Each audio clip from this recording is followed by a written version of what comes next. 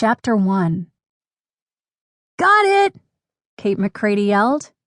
As the soccer ball sailed through the air, Kate jumped up to meet it. She hovered there, 10 feet above the ground, juggling the ball with her feet. She kicked it up, bumped it with her knee, then bounced it off her head. Some fairies who were flying by stopped to watch. A few clapped. Kate's friend Mia Vasquez shook her head and laughed. "Quit showing off, Kate," she called. Kate grinned. She couldn't resist one more trick. She leaned way back and booted the ball backward over her head in a bicycle kick. "Nice one, Kate!" cried her other friend, Lainey Winters. "I've always wanted to do that," Kate said as she floated gently down. "Why didn't we ever think of playing soccer in Pixie Hollow before?" "It's fun," Mia agreed. "But I think maybe we put too much fairy dust on the ball." She pointed up at the ball, which was floating like a bubble. It drifted over the treetops and disappeared from view. "I'll get it!" cried Mia's little sister, Gabby.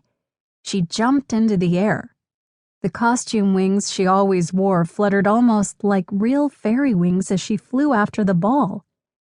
Gabby raced into the grove of trees. A second later, they heard a thud and a wail. "Gabby?" Mia called. "Are you okay?" "No," came the muffled reply. "Uh-oh," said Kate. Together with Mia and Lainey, she rose into the air. They found Gabby sitting at the base of a tree. She was holding her nose. "What happened?" Mia asked. "A branch hit me," Gabby said. "Your nose is bleeding," Lainey exclaimed. A few fairies had stopped to see what was wrong. "I'll get a healing talent fairy," said the water fairy Silvermist.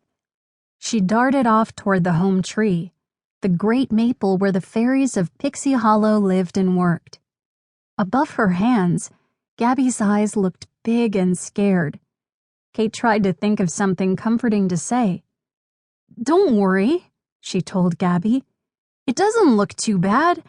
I've had lots of bloody noses. Yours isn't even a gusher." Fawn, an animal talent fairy, gently stroked Gabby's hair. There, she cooed. "At least your nose isn't important." "What do you mean?"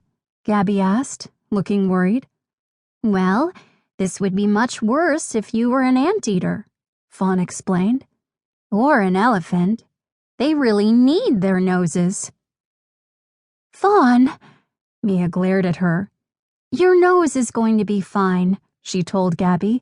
"It's just a little bump, that's all." Gabby started to cry. "I want to go home." "A healing fairy will be here any minute," Lainey reminded her. "I don't want a healing fairy. I want Mommy," Gabby sobbed. Kate sighed inwardly. If Gabby wanted to leave, then they had to go with her. That was the rule they'd all agreed to when they discovered the hole in Mia and Gabby's backyard that led to the magical island of Neverland. They always came and went together. Still, Kate's heart sank a little. After all, they'd only just gotten to Neverland. They still had enough fairy dust to fly all the way to the Mermaid Lagoon and back. "Come on," Mia said, helping her sister to her feet. "Let's go home." The girls said goodbye to the fairies and started for the large fig tree that held the portal back to their world. One by one, they ducked into the hollow. They came out behind a loose fence board in Mia and Gabby's backyard. As Kate came through the fence, she had the feeling of stepping into a faded photograph. The sky was a watered-down blue, the grass a dull green. After the jewel-colored flowers and bright green forests of Neverland, home always seemed plain and drab. Sometimes, Kate thought Neverland seemed even more real than the real world. As she stood blinking in the harsh sunlight, the back door of the house opened. Mia and Gabby's mother came out. "Kate," she began, then stopped when she